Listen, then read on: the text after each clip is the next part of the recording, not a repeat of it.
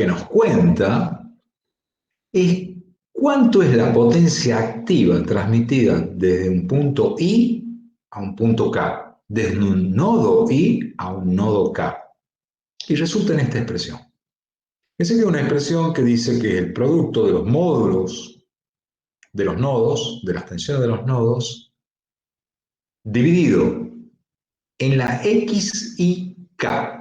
Esto es clave. Esta X y K es la X de transferencia que existe entre el nodo I y el nodo K. El nodo I y el nodo K no necesariamente están unidos por una sola línea, sino que puede ser un nodo I y un nodo K cualquiera del sistema. Y el X y K, entonces es una especie como de X y K resultante, donde ustedes hacen una serie de transformaciones, estrellas, triángulos, etcétera, hasta que llegan a la unión entre el nodo I y los estrellas, triángulos, etcétera, y queda, luego de hacer todas esas simplificaciones, unido el nodo I con el nodo K a través de una impedancia. Y esa es la impedancia X y K. O sea, lo que me va a estar diciendo es que P y K va a significar cuánto de la potencia que está saliendo del nodo I llega al nodo K, siendo que el nodo K puede estar en cualquier lugar del sistema. Y eso multiplicado por el seno de la diferencia angular de las tensiones. Esa expresión, ¿se acuerdan? La habíamos analizado, una expresión seno, que cuando se considera que tiene elementos resistivos se desplaza la curva seno. Esto lo van a aplicar en criterio de áreas iguales, ¿no? Por esta parte.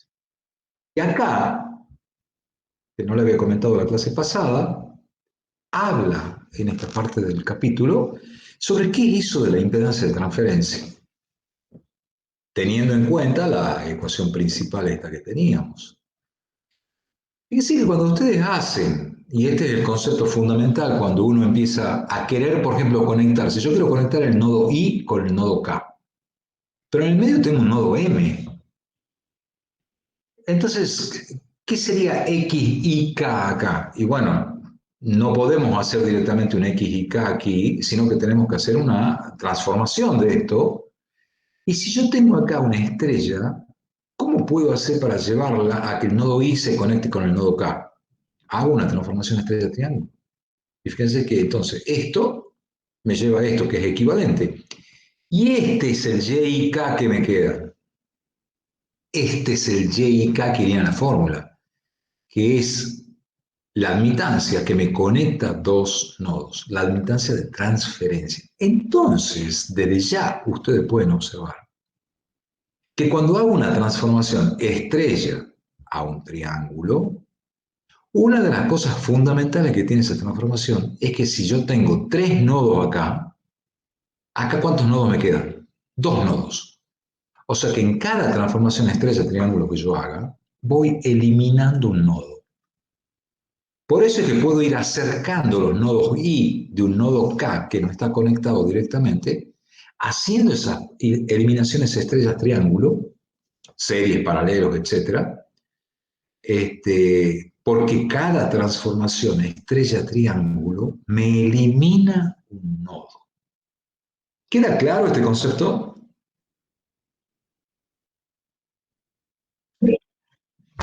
Bien, es importante, porque es el que me va a permitir, ya le digo, tener entonces la Z equivalente. ¿Ah? Bueno, si era Y o Z, la misma historia, solamente que trabajando con Z o trabajando con Y. Una cosa importantísima. Ustedes tienen, por ejemplo, este sistema. Tienen un nodo I conectado a un nodo M, conectado a un nodo K. Y se produce un cortocircuito en M.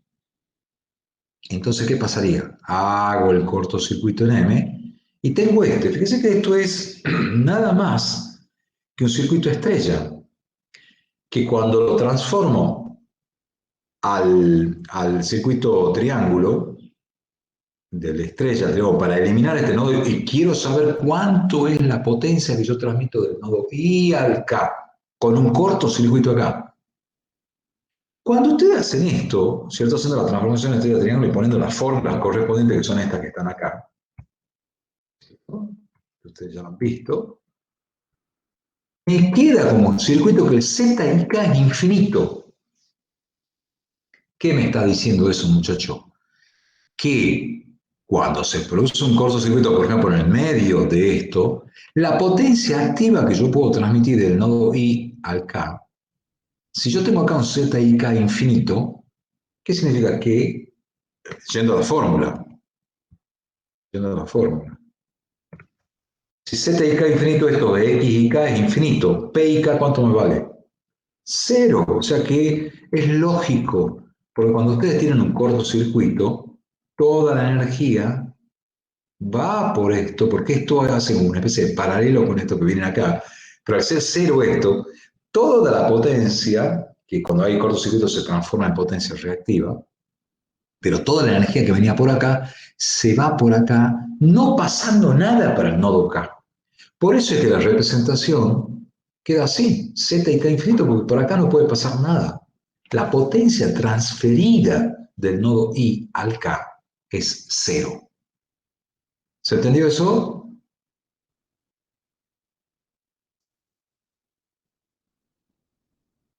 Sí, sí. Bueno,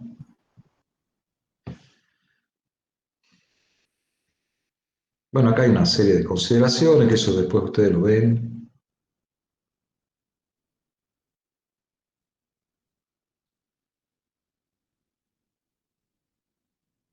Y acá, esta parte es lo que daría André el miércoles que viene, que es el estudio cualitativo del transitorio, criterio de áreas iguales, ¿no? Donde vamos a utilizar muchísimo el concepto de, de la potencia transferida a través de la gráfica del seno, áreas iguales, vamos a ver qué significa, muy interesante, muy lindo tema, porque acá va a haber la importancia de los interruptores, cuando los interruptores son rápidos o no son muy rápidos, qué pasa con el sistema, si el cortocircuito se establece cerca o no cerca de una barra, también qué influencias tienen. Y cada una de los posicionamientos que tiene el cortocircuito va a afectar la altura de estas senos, porque acuérdense que la potencia máxima porque es una curva seno de la potencia IJ, viene dado por producto de los módulos de tensión divididos en el X y J. Cuanto más chiquito el X y J, más alta será la potencia que se puede transferir. Cuanto más grande, porque está en el denominador, cuanto mayor es X y J, la potencia transferida tiende a cero,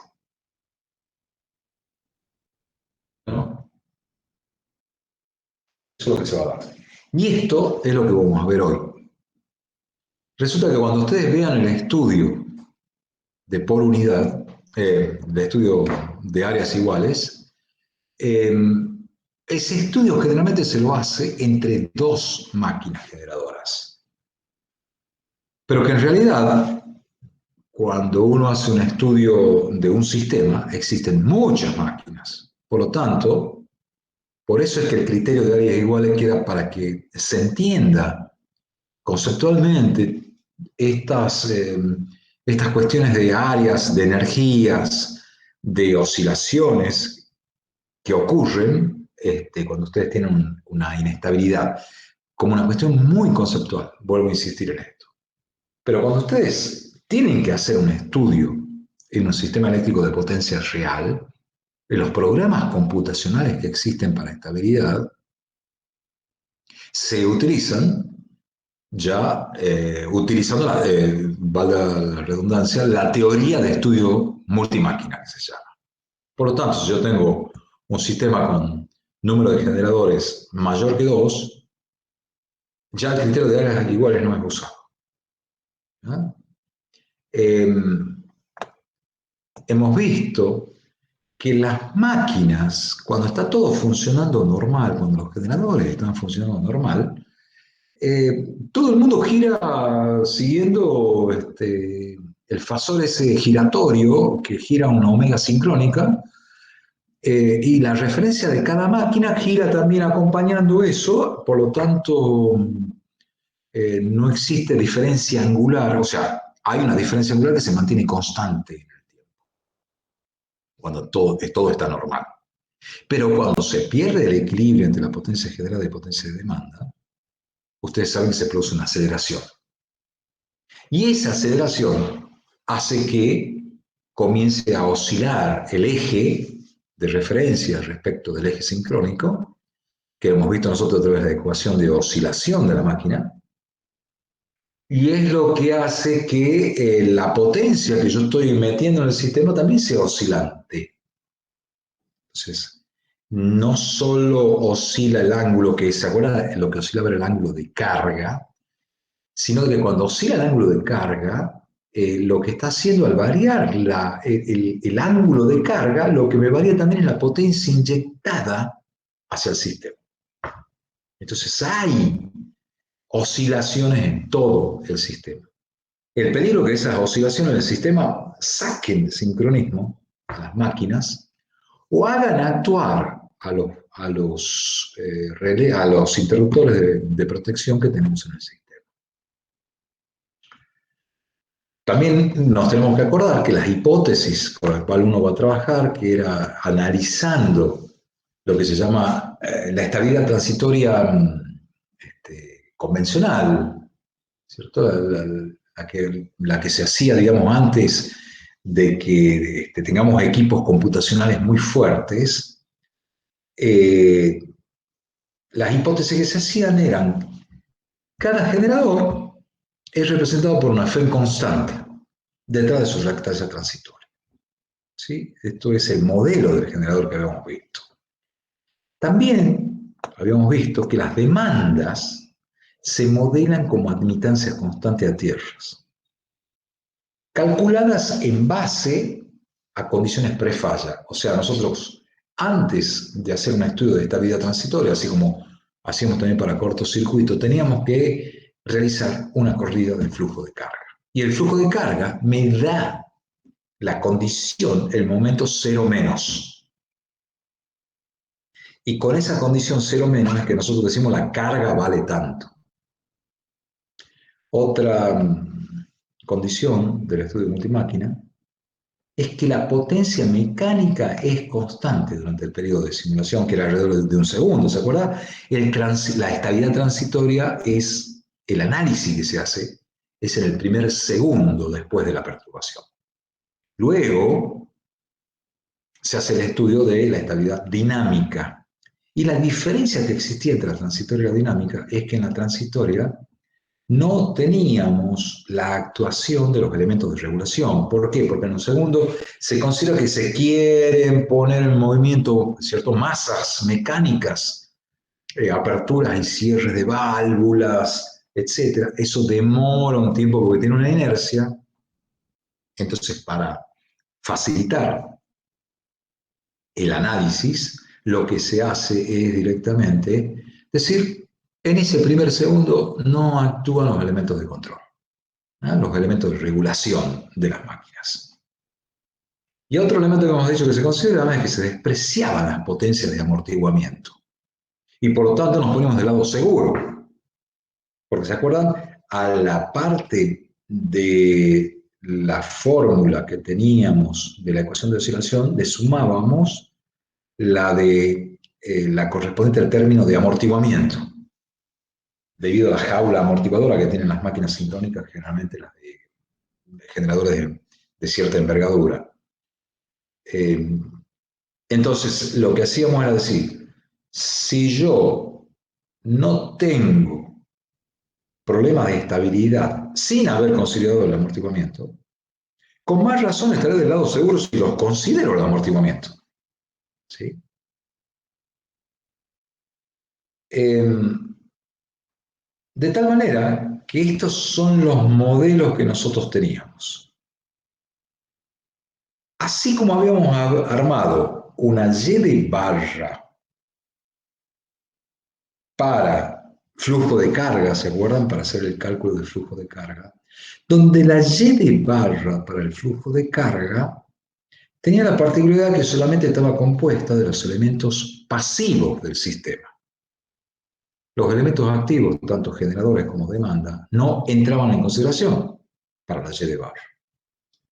Luego vino el estudio del cortocircuito, y en el cortocircuito lo que se armaba era la Z de barra, donde en la Z de barra sí se consideraban ya los X de segunda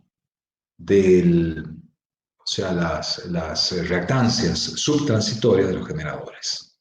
Y también considerábamos las Z de las cargas. Pero también hemos dicho que podíamos simplificar en el cortocircuito y no tener en cuenta las cargas. Y llegamos al modelo de estabilidad para estabilidad transitoria, y aquí vamos a utilizar el modelo de la Y de barra, pero para estabilidad. Y la diferencia fundamental contra la Y de barra del flujo de carga es que aquí vamos a considerar las X de los generadores, o sea, las X de prima de los generadores y las demandas, pero como Y de barras, ¿eh? como Y, como admitancias. ¿Eh? Por eso es que el generador, entonces, para modelarlo, si usted tiene en el unifilar esta parte que está acá, en el unifilar, y el modelo es FEM transitoria detrás de la reactancia transitoria. Este generador me inyecta una potencia aparente, SGI, y el bornes tengo mi tensión, U sub I. La demanda es, si este es el diagrama unifilar, el modelo es una Y de carga, la cual está, por la cual está esa demanda está absorbiéndome una cierta potencia aparente de carga. Matemáticamente, entonces eso es lo siguiente. La corriente que está generándome ese generador no es nada más que la potencia sobre la tensión conjugada. Ustedes saben, potencia S es igual a U por I conjugada. Por lo tanto, I es igual a potencia sobre U conjugada. ¿No? Donde al conjugarse la potencia que yo estoy hablando, cambia de signo, el más se transforma en menos, ¿cierto? La I generada esta la calculo ahí porque estos son los datos que yo voy a tener del flujo de carga, porque PGI menos JQGI los obtengo del flujo de carga.